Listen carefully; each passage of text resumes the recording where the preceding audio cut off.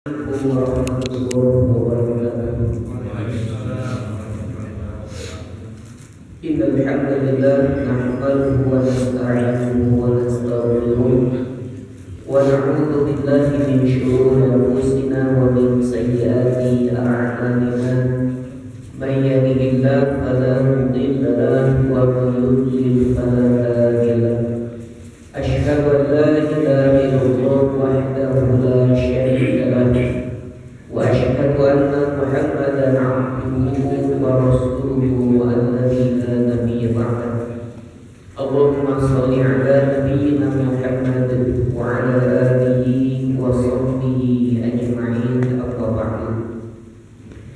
Alhamdulillah, pada kesempatan pagi ini kembali kita bersyukur kehadirat Allah Subhanahu wa taala yang masih menganugerahkan kepada kita berbagai macam nikmat iman, kesehatan, sehingga kita masih bisa diberikan oleh Allah kesempatan untuk senantiasa memperbaiki kualitas diri kita, kualitas iman kita, kualitas amal soleh kita, kualitas ketakwaan kita di hadapan Allah Subhanahu wa taala.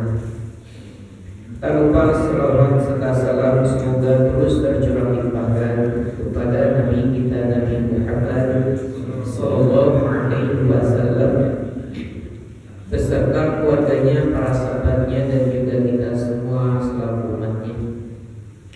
Para hadirin rahimakumullah, kita lanjutkan masuk di surat Al-A'la. Surat Al-A'la. Kita akan baca dulu ayat pertama sampai ayat yang ke-13. A'udzu billahi minasy syaithanir rajim.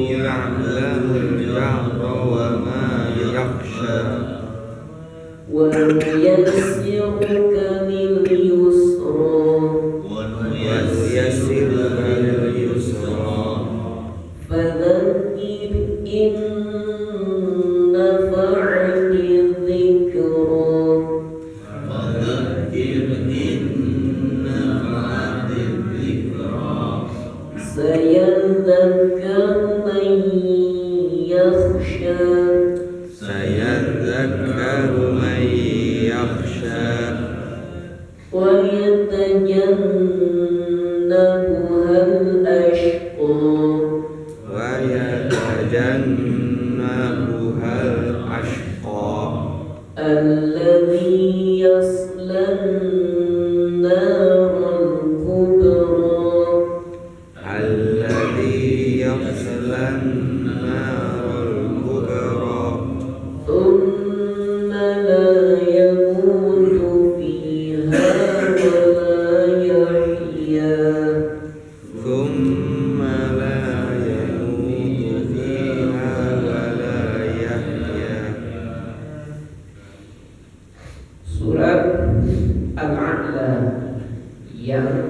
biasa kita kenal dengan nama ini, surat Al-A'la. Nama lainnya surat Sabbi, ya. Sabbi. Kenapa disebut surat Sabbi? Karena diawali oleh Sabbi. Sabbi isma rabbikal a'la. Ibnu Katsir mengatakan wahiyah makkiyah. Surat Al-A'la ini termasuk kategori surat makkiyah. Wa dalilu ala dzalik, dan dalil petunjuk argumentasi bahwa surat Al-A'la ini termasuk surat makkiyah, dalilnya apa? Ma rawahul Bukhari, apa yang diriwayatkan oleh Imam Bukhari dari sahabat Al-Barra bin Azib. Dari sahabat Al-Barra bin Azib, beliau menuturkan, awwalu man qadima alaina min ashabin Nabi sallallahu alaihi wasallam Mus'ab ibnu Umair wa ibnu Ummi Maktum. Kata Al-Barra bin Azib, orang yang pertama kali datang kepada kami, datang ke mana? Datang ke Madinah. Al-Barra bin Azib ini orang Madinah. Kata beliau, orang yang pertama kali datang kepada kami di Madinah siapa? Mus'ab bin Umair dan juga ibnu Ummi Maktum. Ini orang yang diutus oleh Rasulullah Sallallahu Alaihi Wasallam dari Makkah ke Madinah untuk mengajarkan Islam. Salah satu di antaranya bagaimana mengajarkan Al-Quran. Faja'ala yuqri'anin Al-Quran. Lalu keduanya membacakan kepada kami Al-Quran. Diajarin oleh Mus'ab bin Umair, Abdullah bin Ummi Maktum, diutus oleh Nabi dari Mekah ke Madinah untuk membacakan Al-Quran, mengajarkan isi kandungan Al-Quran. Bahkan mereka sampai hafal apa yang diajarkan itu. Tsumma jaa Ammar wa Bilal wa Sa'id. Kemudian datang Ammar, Bilal, Sa'id.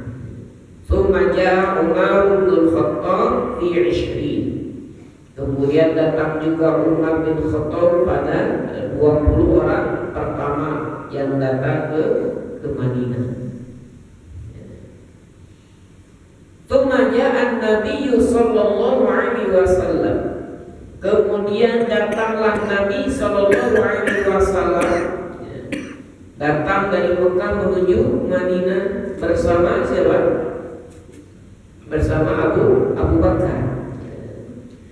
Kata Al-Barra bin Azib, "Fama ra'aitu ahlal Madinah fari'u bi syai'in farhahu bihi." Tidaklah aku pernah melihat para penduduk Madinah, mereka sangat bahagia, mereka sangat gembira, melebihi ketika mereka melihat Rasulullah Sallallahu Alaihi Wasallam itu datang. Biasanya kita bahagia kalau Bapak bahagia kapan Pak? Jalan-jalan. Kalau jalan-jalan itu bahagia. Dan kata Barra bin Azib, lebih bahagia lagi ketika melihat Rasul. Kapan kita bahagia Pak? Kalau gajian. Kata Rasul, kata Barra bin Azib, penduduk Madinah lebih bahagia lagi ketika melihat Rasulullah Sallallahu Alaihi Wasallam. Nah, itu kebahagiaan yang sangat luar biasa yang didapatkan oleh penduduk Madinah. Ini penuturan langsung Al-Barra bin Azib. Kelihatan enggak orang yang bahagia dengan orang yang tidak bahagia? Hatta ra'aitu al-wala'id was-sibyan yaqulun hadza Rasulullah qad fajar. Sampai aku melihat orang tua dan juga anak-anak yang mereka sedang menunggu kehadiran Rasulullah SAW. Ketika terlihat Rasul, mereka mengatakan itu Rasulullah SAW sudah datang. Begitu bahagianya penduduk Madinah menyambut kedatangan Rasulullah SAW. Kemudian kata Barra bin Azib, "Fama ja'a hatta qara'tu sabbih isma rabbikal a'la." Tidaklah Nabi SAW datang sampai ke Madinah sampai aku menyelesaikan surat Sabbih isma rabbikal a'la. Berarti Al-Barra bin Azib sebelum kedatangan Rasul dari Mekah ke Madinah sudah hafal surat Al-A'la. Berarti Allah turunkan surat Al-A'la ketika masih di Mekah, kan itu. Sehingga diajarkan oleh siapa? Oleh Mus'ab bin Umair, Abdullah bin Umi Maktum, diajarkan sampai mereka hafal. Al-Barra bin Azib membaca surat Al-A'la. Datang Rasulullah SAW. Nah, ini dalil argumentasi bahwa surat Al-A'la ini termasuk kategori surat Makkiyah. Kenapa? Gak mungkin kan itu ujung-ujung Barra bin Azib hafal surat Al-A'la kalau surat Al-A'lanya belum diturunkan. Ya, pasti sudah diturunkan terlebih dahulu di Mekah. Kemudian dalam hadis riwayat Imam Bukhari dan juga Imam Muslim, ketika kasus Mu'adz bin Jabal, Mu'adz bin Jabal sholat Isya bersama Rasulullah SAW sebagai makmum. Imamnya siapa? Rasul. Mu'adz jadi makmum. Beres selesai sholat Isya, Mu'adz pulang ke kampung halamannya. Di kampungnya penduduk nungguin siapa? Nungguin Mu'adz supaya mengimami sholat. Suatu ketika Mu'adz bin Jabal ketika menjadi imam memanjangkan bacaannya. Maklum masih pemuda banget. Semangat 45, darah muda. Bacanya panjang. Ada orang yang kemudian dia tidak ikut sholat berjamaah zuhur, sholat sendirian di pojokan masjid karena terlalu panjangnya Mu'adz menjadi imam. Kemudian sampailah kepada Mu'adz ada orang yang sholat sendirian di belakang. Maka kata Mu'adz, "Huwa munafik." Dia itu seorang munafik. Kedengaran oleh orang tersebut, Pak, gimana? Gak terima juga, kan itu disebut munafik. Diadukan kepada Rasulullah SAW. Oleh Rasul dipanggil keduanya untuk klarifikasi. Orang itu ditanya, betul kan? Kamu gak sholat berjamaah, malah sholat di pojokan masjid. Kata orang tersebut, betul ya Rasulullah. Kenapa? Tuh Mu'adz bacanya panjang banget kan gitu. Saya dari pagi, siang, sore itu di ladang berkebun, capek. Ini sudah malam, gimana Pak? Sudah Isya, ya ngantuk lah itu, capek dan ngantuk. Ini bacanya panjang. Maka kata Rasul, siapa yang jawab? Mu'adz kan itu. Afattan anta ya Mu'adz? Apakah kamu mau menjadi orang yang penyebar fitnah? Wahai Mu'adz. Salah satu diantaranya, kalau ngimamin jangan panjang. Salah satu diantaranya baca Sabbih isma rabbikal a'la sebagai alternatif kalau mengimami sholat.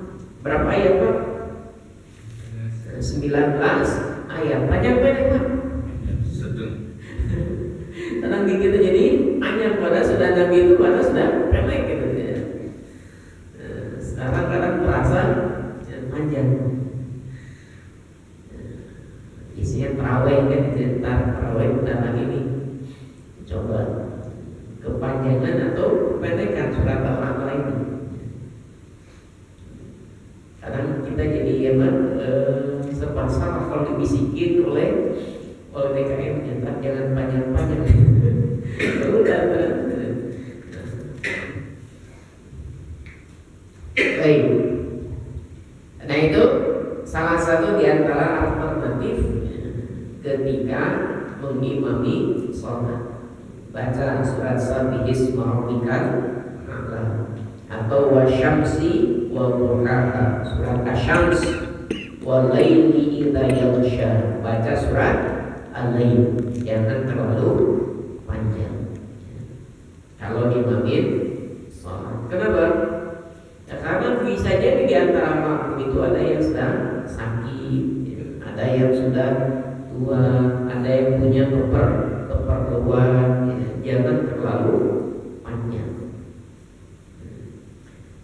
Ramadan tarawih panjangin, pendekin Pak tarawihnya. Ada sebagian masjid itu ya ada dua kloter,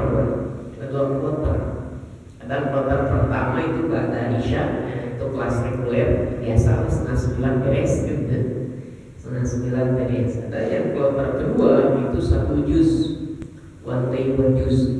Pak sholatnya pada jam berapa?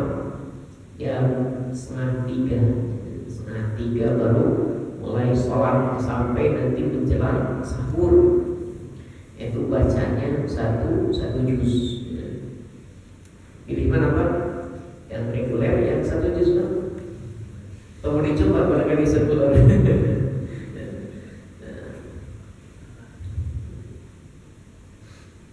Kemudian dalam hadis riwayat Imam Muslim dan juga Imam Ahmad, bahkan dalam sunan-sunan yang lain dari sahabat Nu'man bin Bashir, beliau menuturkan anna Rasulullah sallallahu alaihi wasallam qara'a fil 'idaini bi sabbihisma rabbikal a'la wa hal ataka hadithul ghasyiyah.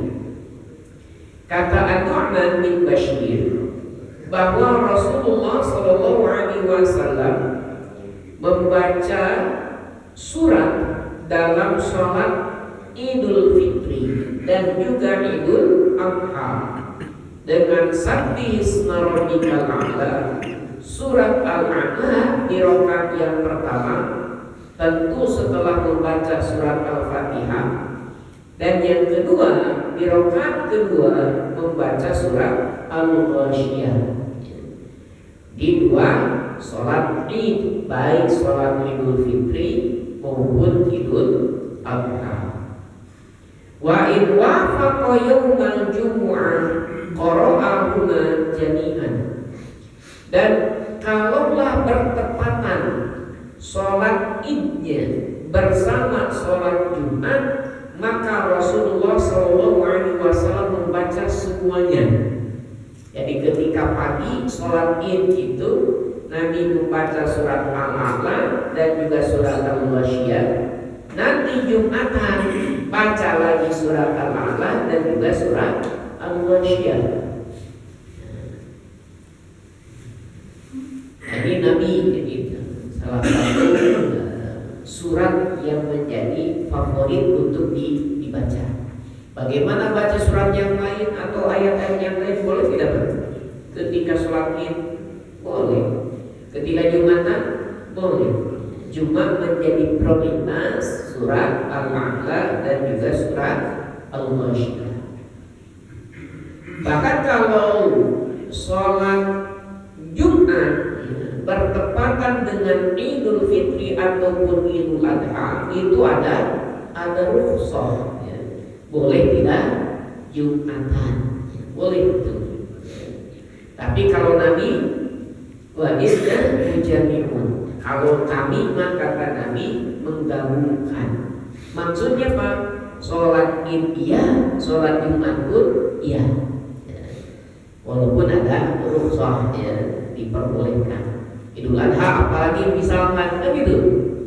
Idul Adha harus motong hewan kurban yang banyak kan itu.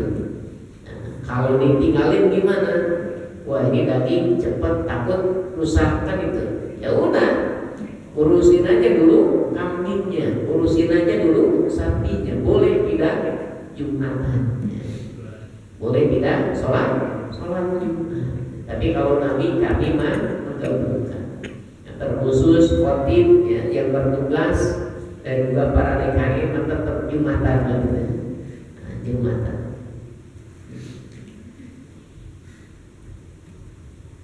Kemudian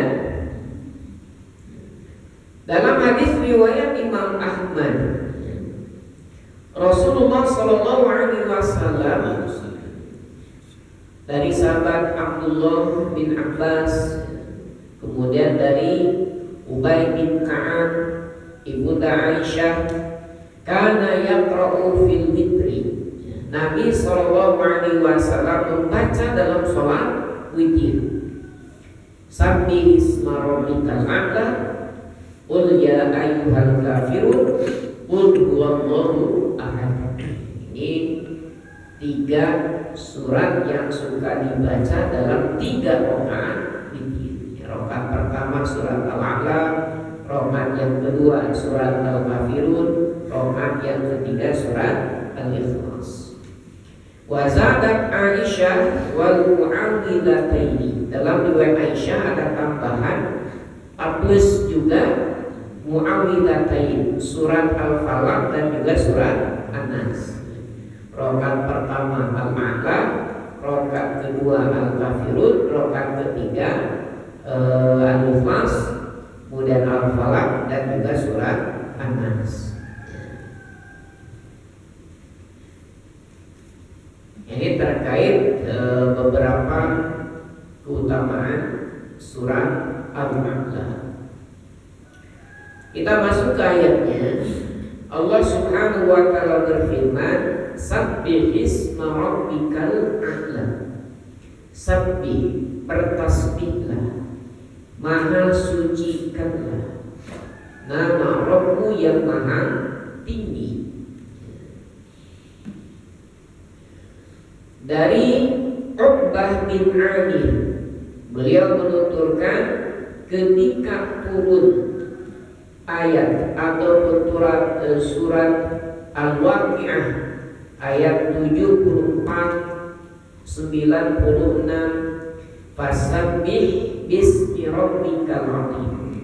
Turun surat Al-Waqi'ah, maka maha sucikanlah nama Rabbmu yang maha agung. Qala lana Rasulullah sallallahu alaihi wasallam ij'aluha fi ruku'ikum. Jadikanlah ini sebagai bacaan dalam ruku'mu. Maka salah satu di antara bacaan doa ketika ruku' apa? Subhana rabbiyal azim. Sebagai takwil, sebagai aplikasi mengamalkan Al-Quran, surat Al-Waqi'ah ayat 74, ayat 96. Instruksi Rasul baca ketika ruku, Subhana rabbiyal azim. Falamma nazalat sabbih isma rabbikal a'la qala ij'aluha fi sujudikum. Ketika Allah menurunkan surat Al-A'la ayat sabbih isma rabbikal a'la, maka Nabi sallallahu alaihi wasallam mengatakan ij'aluha fi sujudikum. Jadikanlah ini sebagai bacaan sujud kalian. Maka salah satu di antara bacaan sujud apa? Subhana rabbiyal a'la. Sebagai bentuk apa? Sebagai takwil, sebagai aplikasi dari mengamalkan ayat sabbih isma rabbikal a'la. Maha sucikanlah, bertasbihlah, maha sucikan nama Rabb Allah Subhanahu wa taala yang maha tinggi.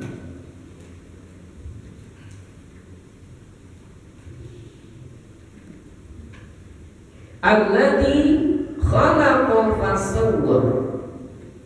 Allah Subhanahu wa taala memperkenalkan dirinya.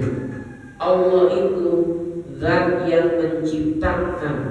Menciptakan apa? Khalaqa. Allah menciptakan. Maf'ul bihnya tidak disebutkan. Maka menunjukkan umum. Allah menciptakan, termasuk menciptakan kita manusia. Allah menciptakan, fasawwa, lalu Allah pun menyempurnakan. Ay khalaqal khaliqah wa sawwa kulla makhluqin fi ahsani hayati. Allah menciptakan makhluknya, dan juga Allah kemudian menyempurnakan setiap makhluknya dalam sebaik-baiknya bentuk, termasuk manusia yang paling sempurna. Dalam surat At-Tin disebutkan apa? Walaqad khalaqnal insana fi ahsani taqwim. Ini manusia sudah sempurna. Halis, yang bulu halis, Pak. Sama-sama kan halis ini bulu, rambut pun kan bulu juga. Tapi kok beda ya? Tiap bulan cukur rambut. Tapi halis, Pak. Berapa kali cukur halis kan? Enggak cukur. Kenapa? Enggak panjang-panjang kan gitu. Padahal sama tuh kan. Rambut panjang kan gitu. Kumis panjang, janggut panjang. Kenapa halis enggak, Pak? Kenapa halis enggak tuh? Luar biasa kan gitu. Halis, kerasa Pak adanya halis kapan Pak? Kapan terasa fungsi halis Pak? Ketika keringetan kan itu di atas itu nggak sampai ke mata Pak. Belok itu sih kan belok tuh halisnya. Ketika hujan belok Pak itu luar biasa. Halis bagus Pak, digundulin Pak gitu. Dikurun, dicukur habis kan gitu. Pada akhirnya gimana? Repot Pak kalau keringetan, repot kalau kehujanan kan ya. Kan beda kan. Allah menciptakan manusia sudah sempurna. Laki-laki dan perempuan bedanya apa Pak? Jenggotnya kan gitu. Jenggotan. Kenapa perempuan gak jenggotan? Kadang melihat perempuan ada yang kumis tipis ada ya. Tapi pernah nggak melihat perempuan jenggotan Pak? Ada nggak? Enggak gitu. Kenapa Pak? Perempuan gak jenggotan? Repot Pak. Kalau perempuan jenggotan ntar lagi nyusuin anaknya gimana? Itu anaknya Pak gak diem itu tangannya. Bisa ditarik-tarik gitu si ibunya. Kan luar biasa. Allah menciptakan manusia itu sudah settingannya mantap. Laki-laki suaranya ngebas, perempuan suaranya lembut, supaya enak dinabubuin anaknya kan itu. Bapaknya dinabubuin anaknya kan itu. Dinabubu anaknya gitu Pak, melotot yang ada.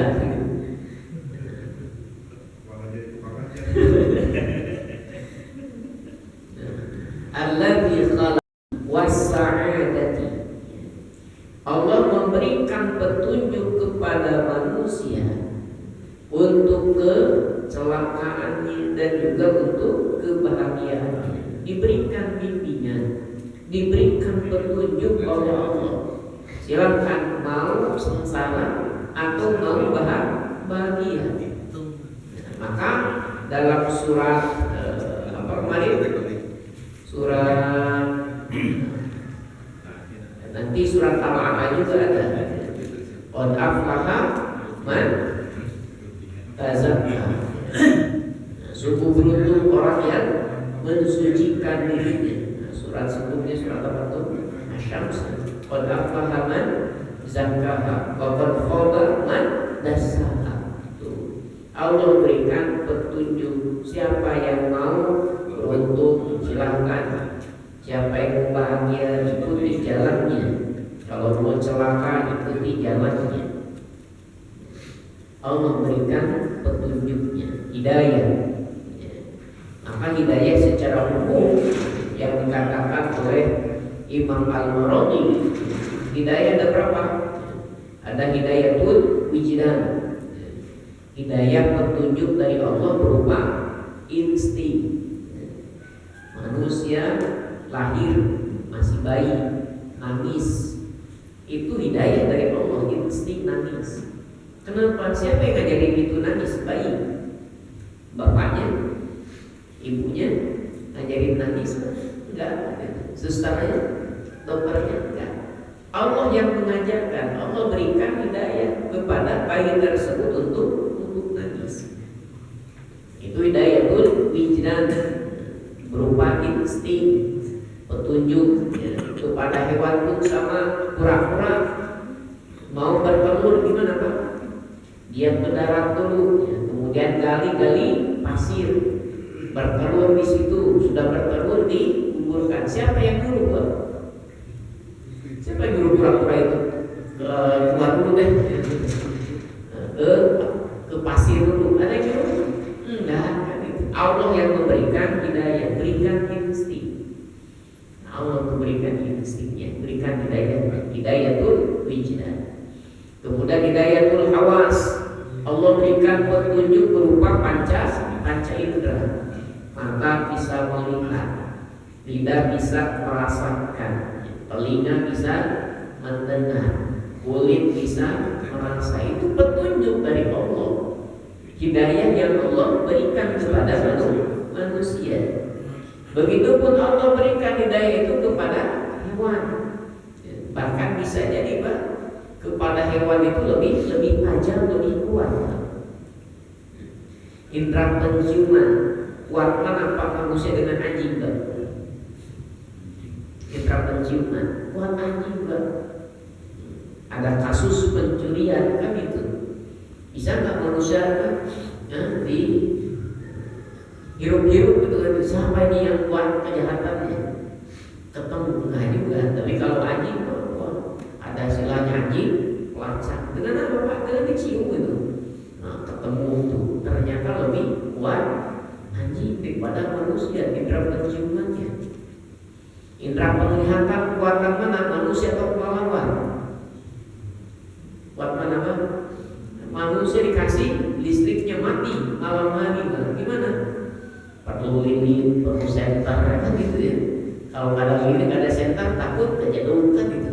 Coba kalau walaupun gelap ada lampu, pernah kejadian kalau tabrakan? Nggak kan gitu ya. Tuh, lebih kuat panca inderanya. Hidayah dari Allah Subhanahu Wa Taala berupa panca indera. Hidayatul akli berupa akal. Jadi untuk membedakan antara manusia dan hewan. Hewan dikasih otak tapi tidak bisa mikir. Manusia dikasih otak plus bisa mikir. Buktinya hewan gak mikir apa? Tuh aja tikus kan gitu. Uang 100 ribuan diambil Pak, disobek-sobek, digigit-gigit jadiin sarang tikus.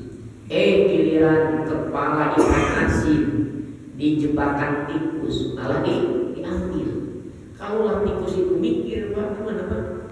Itu uang ratusan ribu bawa ke pasar, beli ikan asin dapat berapa kilo itu.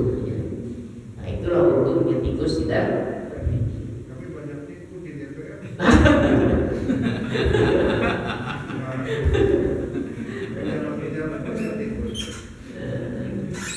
Tikus bernasi ya, nggak mikir itu ya.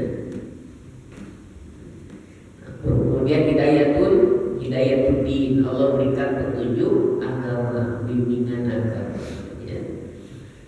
Allah berikan hidayah, berikan petunjuk. Sebagaimana dalam ayat yang lain menginformasikan tentang Nabi Musa dengan Fir'aun. Nabi Musa mengingatkan Fir'aun itu dalam surah Thaha ayat 5. Rabbuna alladzi a'ta kulla syai'in khalqahu tsumma hada. Rabb kita itu adalah Allah Subhanahu wa taala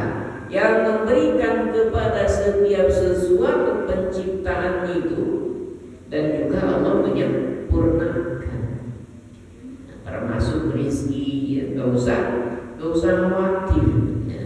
Selama kita masih hidup, yakin bahwa rezeki masih ada ya. Dalam hadis riwayat Imam Muslim, Rasulullah sallallahu alaihi wasallam bersabda, "Innallaha qaddaral maqadiral khalaiq qabla an yakhluqas samawati wal arda bi 50,000 sanah." Sesungguhnya Allah Subhanahu wa taala telah mentakdirkan takdir makhluknya sebelum Allah menciptakan langit dan bumi selama 50,000 sana. Khomsi berapa? Khomsi 50.000 tahun. Maka takdir itu sudah Allah takdirkan, sudah Allah tentukan. Kapan meninggal, di mana meninggal, dan itu ada takdirnya. Ya Allah yang tahu. Walladzi akhrajal mar'a, dan dialah Allah Subhanahu wa taala yang mengeluarkan tumbuhan, yang menumbuhkan tumbuhan. Petani nanam apa Pak? Nanam padi. Yang numbuhin siapa? Allah, bukan petaninya. Allah yang menumbuhkannya. Maka kalau kita lihat petani nanam padi, yang tumbuhnya padi saja? Tidak, kan itu ada tumbuh-tumbuhan lain yang tumbuh walaupun tidak ditumbuh di tanah. Kan itu Allah yang menumbuhkannya. Dan itu punya nasibnya masing kan itu. Ada petani nanam pisang dan juga nanam cabai, Pak. Di lahan yang sama, bahkan bergandengan. Di sini pisang, di sini cabai. Tanahnya sama, pupuknya sama, disiramnya sama. Apakah hasilnya sama? Beda, kan itu. Pisang berbuah rasanya Pak, manis, kan itu. Cabai rasanya pedas. Pernah nggak ketukar Pak? Pisang ujung-ujung jadi pedas Pak. Kenapa pedas? Kayaknya jadi cabai gitu ya. Cabai ujung-ujung jadi manis. Enggak. Allah tumbuhkan dan beda rasanya. Walaupun tanahnya sama, pupuknya sama, pengairannya pun sama. Faja'alahu ghutha'an ahwa. Lalu Allah jadikan tumbuh-tumbuhan itu kering dan juga kehitaman. Ini namanya tumbuhan. Allah tumbuhkan pada akhirnya tumbuhan itu akan mati, ya, kering, rontang, mati. Ini pun sama sebagai bahan renungan bagi manusia. Manusia pun sama nanti seperti tumbuhan yang pada akhirnya kering, rontang, mati. Tumbuh kan itu. Bahkan manusia itu seperti tumbuh-tumbuhan. Ada yang dipetik oleh petani itu ketika sudah tua. Kapan petani metiknya kalau yang tua-tua? Tembakau ya kalau nggak salah ya.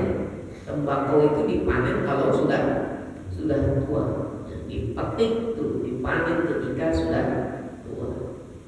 Ada yang masih petani itu metik yang muda-muda. Apa itu? Kelapa. Teh kan itu, pucuk teh itu dicabut Pak, pucuknya masih muda dicabut gitu. Ada yang tua muda Pak diambil. Apa Pak? Tua muda daunnya diambil apa tuh? Singkong ya. Daun singkong tua mudanya diambil. Nah itu pun kadang manusia seperti itu. Ada yang Allah cabut nyawanya masih bayi gitu. Berarti seperti apa? Teh itu masih pucuk, Allah ambil. Ada yang muda, ada yang tua, ada yang semuanya sekaligus kan itu. Kemarin musibah apa tuh? Musibah longsor.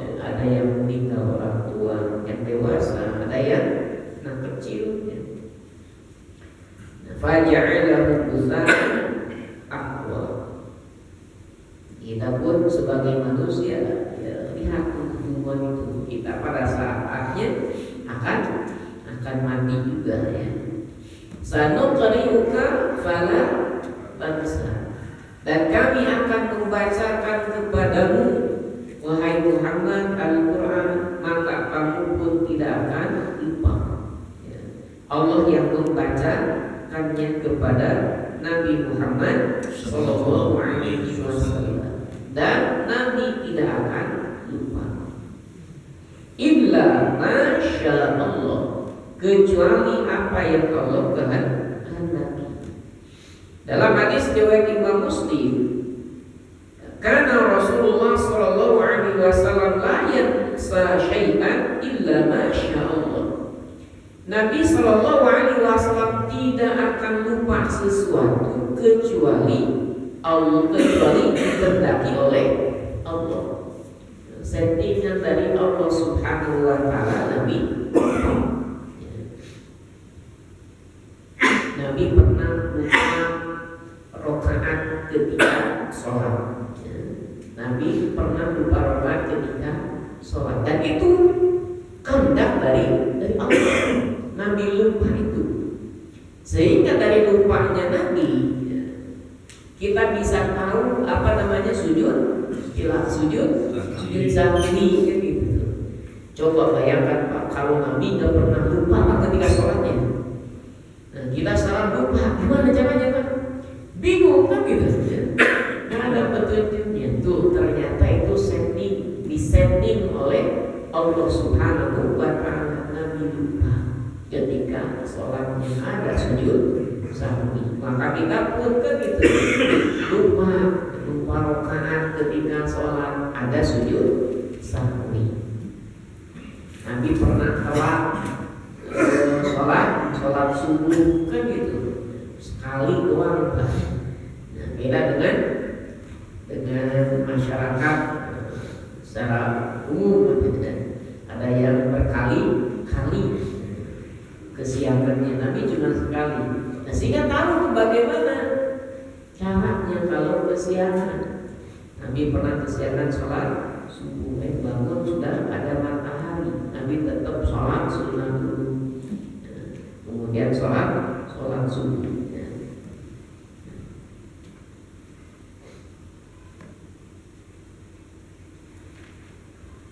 Innahu ya'lamul jahra wa ma yakhfa. Sesungguhnya Allah Subhanahu Wa Taala Maha mengetahui yang jahat, yang terang-terangan, wa ma yakhfa, dan juga yang tersembunyi. Aya'lamu ma yajharu bihi ibad wa ma yukhfunahu min aqwalihim wa af'alihim la yakhfa 'alaihi min dzalika syai'. Allah mengetahui apa yang ditampakkan oleh hamba-hambanya, dan juga Allah mengetahui apa yang disembunyikannya berupa ucapannya dengan ucapan yang jelas Allah Maha tahu, ataupun tidak diucapkan sama sekali, hanya perkataan dalam hati. Allah Maha tahu ya. Perbuatan mereka baik yang terang-terangan ataupun yang tersembunyi, Allah Maha tahu. Namun terkadang manusia hari ini lebih takut CCTV atau takut kepada Allah. Nah, kalau mencuri kan itu lihat CCTV dulu, ada nggak CCTV-nya nih? Kalau ada nggak jadi, kalau nggak ada ya jadi kan. Bahkan ada CCTV pun jadi tetap begitu. Allah Maha tahu, tidak ada yang tersembunyi bagi Allah Subhanahu Wa Taala. Wa nuyassiruka lil yusra, dan kami mempermudah bagimu, memudahkan bagimu kepada jalan yang mudah. Nusahhilu 'alaika af'alal khairi wa aqwalahu. Kami mempermudah bagimu perbuatan-perbuatan baik, ucapan-ucapan baik, Allah mudahkan. Maka kalau kita tanya misalkan taat dan maksiat, gampang mana? Sebenarnya gampang taat daripada maksiat. contohkan misalkan orang yang mau tahajud dengan orang yang mau mencuri. Kira-kira gampang mana, tahajud atau mencuri? Tahajud jam 4 Pak masih keburu Pak? Masih. Ini mencuri jam 4, wah udah kesiangan gitu. Yang baru bangun mau mencuri dan kesiangan, udah pada bangun mau sholat subuh. Sholat tahajud batuk Pak, lagi batuk bisa Pak? Bisa. Mencuri lagi batuk Pak? Mau nyongkel jendela batuk Pak, keburu ketahuan kan gitu. Kalau bosan Pak tahajud di rumah di masjid aja Pak boleh? Boleh kan gitu. Mencuri bosan mencuri di rumah orang lain di rumah sendiri. Namanya mencuri harus di rumah orang lain. Yang tahajud kelihatan Pak, ketahuan orang gimana? Nggak bisa menjadi inspirasi. Yang mencuri ketahuan, yang dikebukin kan gitu. Tuh ternyata lebih mudah taat daripada maksiat sebenarnya kan gitu. Betul Pak? Betul. Maka lebih mudah bangun tahajud atau nonton Liga Champions Pak? Allah mudahkan ya. Dan wa nusyarri'u laka syar'an sahlan. Kami pun memberikan syariat kepadamu dengan syariat yang gampang, yang mudah ya. Sholat sambil berdiri, tidak ada perintahnya sholat sambil terbang kan? Tidak ada perintahnya sholat sambil tenggelam, tidak ada. Itu Allah mudahkan. La haraja wala usra, tidak ada kesulitan ya. Tidak ada kesempitan, bahkan ada rukhsah kan? Tidak bisa berdiri, bisa sambil duduk, bisa duduk berbaring, bisa berbaring dengan isyarat mata. Tidak bisa isyarat mata, ya sudah disolatkan saja. Fadzakir inna fa'atil dzikra.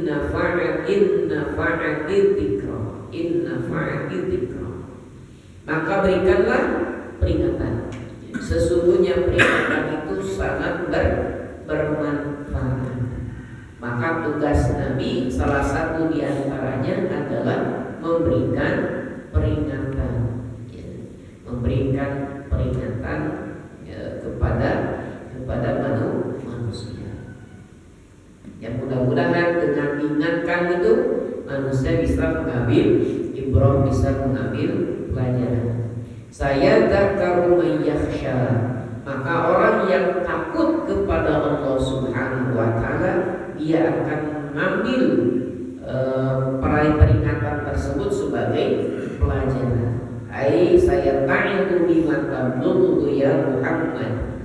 Orang yang takut kepada Allah akan mengambil pelajaran tersebut sebagai nasihat sehingga dia takut kepada Allah Subhanahu wa taala. Wa ya'lamu annahu mulaqih, dan juga dia tahu akan bertemu dengan Allah Subhanahu wa taala. Sedangkan orang yang tidak takut ya, sebaliknya wa yatajannabu hal ashqa, orang yang rugi, orang yang celaka itu akan menjauhi yang namanya al-iqra, akan menjauhi yang namanya peringatan. Diingatin oleh Nabi, masuk telinga kanan, keluar telinga kiri. Bagaimana nasibnya orang yang tersebut tidak mau menerima peringatan, tidak mau menerima pelajaran dari Nabi Sallallahu Alaihi Wasallam? Disuruh iman gak iman, disuruh ibadah gak ibadah. Alladhi yasqanarun kubra, yang dia akan sampai masuk ke dalam neraka yang sangat dahsyat, sangat besar. Maka neraka itu masih luas ya.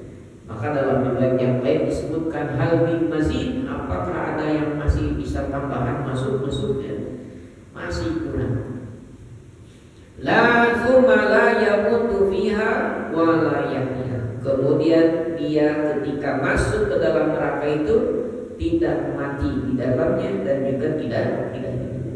Artinya bagaimana? Terus disiksa tanpa ujungnya. Ya, karena ujung manusia itu kan mati, nggak kerasa. Dan nanti dia disiksa dalam neraka dan sampai mati. Artinya terus merasakan azab siksaan dari Allah Subhanahu wa taala. La yamutu fayastarihu. Dia tidak mati sampai tidak bisa istirahat walaupun sebentar saja. Wala yahya hayatan tanfa'uhu. Dia tidak hidup dengan hidup yang memberikan manfaat kepadanya. Tetapi sebaliknya kehidupan yang di neraka memberikan kemudaratan bagi dirinya. Ini dikuatkan dalam riwayat Imam Muslim. Amma ahlun nar alladzina hum ahluha. Adapun penduduk neraka adalah mereka sebagai penduduknya. Fa innahum la yamutununa fiha wa la yahyuna. Mereka di dalam neraka tidak mati dan juga tidak hidup. Kalau bahasa orang Sunda apa? Tiga gayung ya. Tiga gayung susah mati. Tidak mati di neraka itu disiksa terus disiksa.